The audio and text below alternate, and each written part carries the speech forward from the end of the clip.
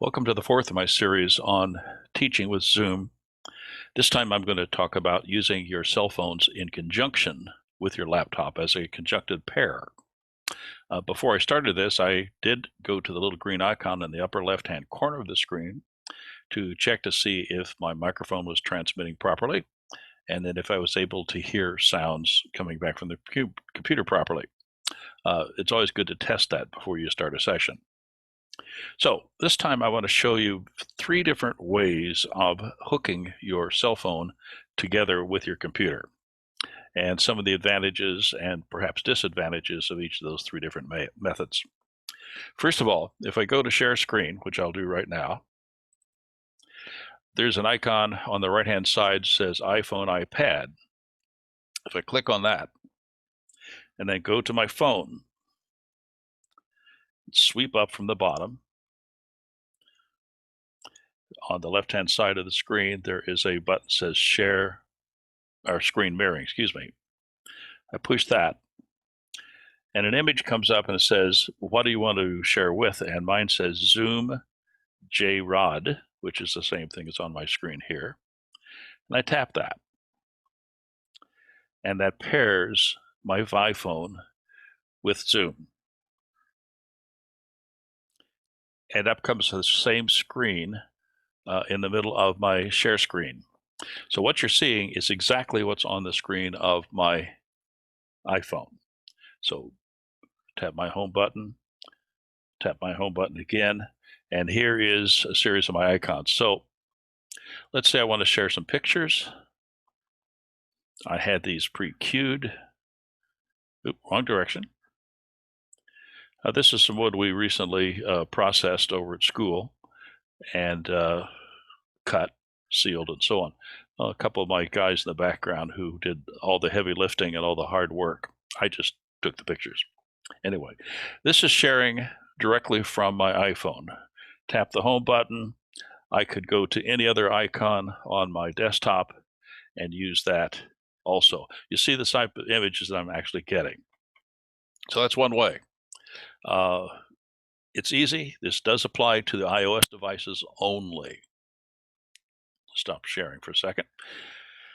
So that's useful. If I have pictures or videos recorded on my phone and I want to share them with you, with my students, I can use that connection. That's going into screen share. There's another way, and it requires buying some software and putting it onto your phone. And on my phone, I have added Camera Vision. If I select Camera Vision, I get an image up on my screen. Right now it says no external connection. So I'm going to go to share screen, click on my iPhone again, sweep up on my iPhone, screen sharing with Zoom. And now what you see on the screen is what my camera is showing. This is what's on my camera. So you're not seeing my screen, you're seeing my camera. And I can select the front camera or the rear camera. Right now, that's one. Let's go to front camera. And now you see me talking to you through my iPhone.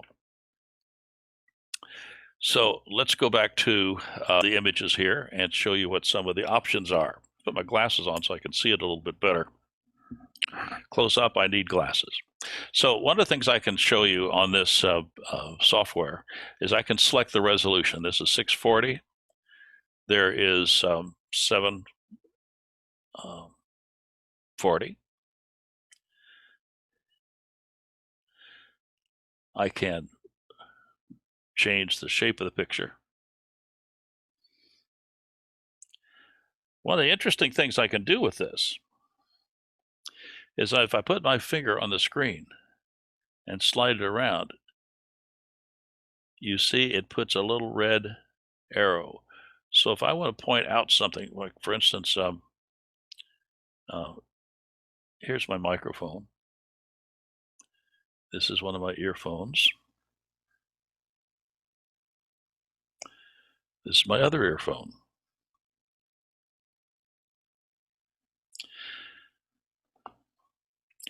I can pause this. So what's happening right now is the image is not moving. I can move around and do things here. The image is frozen for a second, and now it's not. I can also move the camera to, let's say I want to go to the rear camera and show you something on my desktop. I can go to black screen. By hitting black screen, what you now have in the screen there is 0. I'm going to pick my camera up and I'm going to position it someplace else to show you perhaps one of my little items here. Let's go to my back screen. So you're not seeing a thing. While I'm playing around with my camera, I'm going to go to rear screen and I'm going to find what I want to show you and I'm going to put it in the right place and I'm going to hit the black button again. And by George, there's what I want to see. I don't have all this jiggling around stuff. Black screen.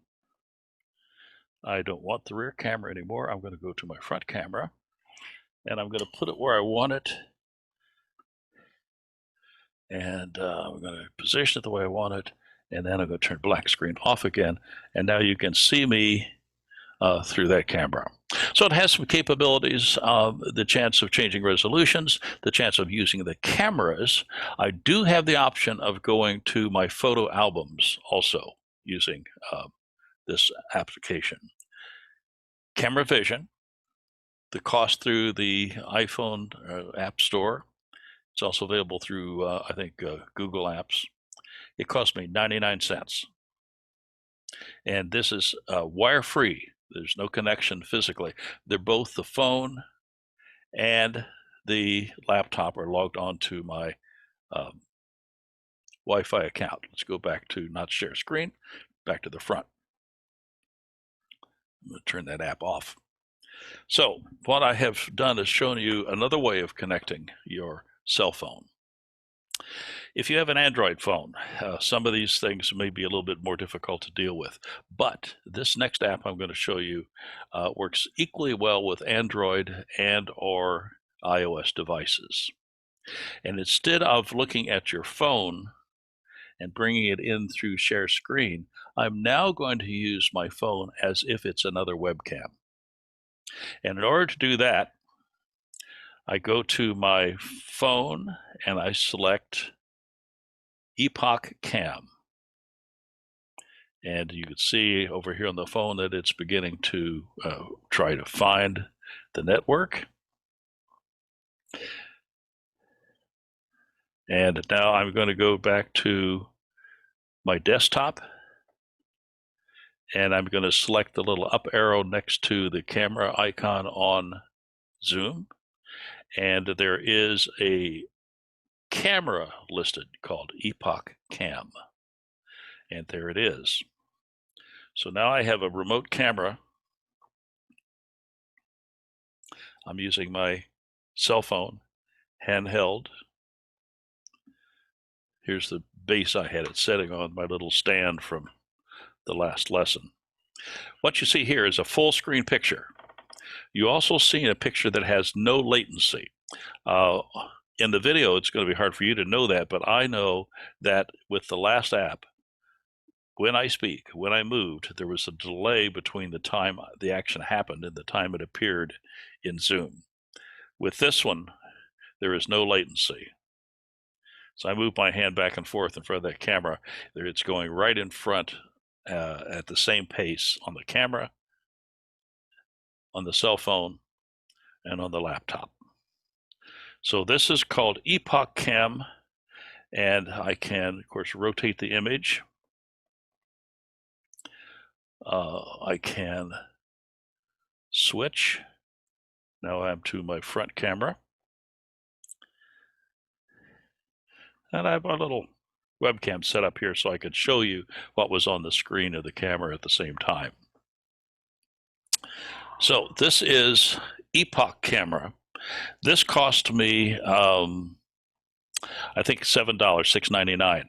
So it's a little bit more expensive, but it gives me capabilities that are free of latency, high quality in terms of pictures, and the ability to go hands-free front, back camera and have something that behaves like another webcam without one of these wires connecting it.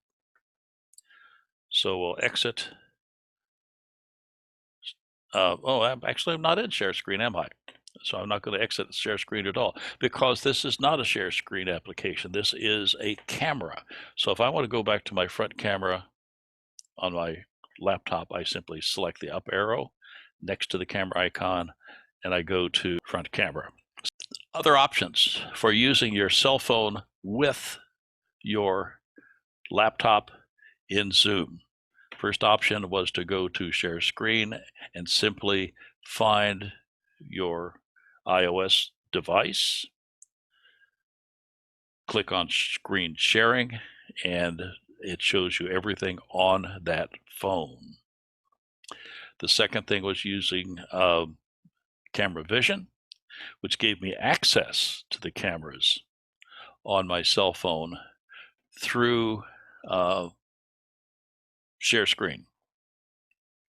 And the third one, the one I just finished showing you, was called Epoch Cam, which makes the cell phone camera appear as if they're just another webcam, but they are unconnected, free.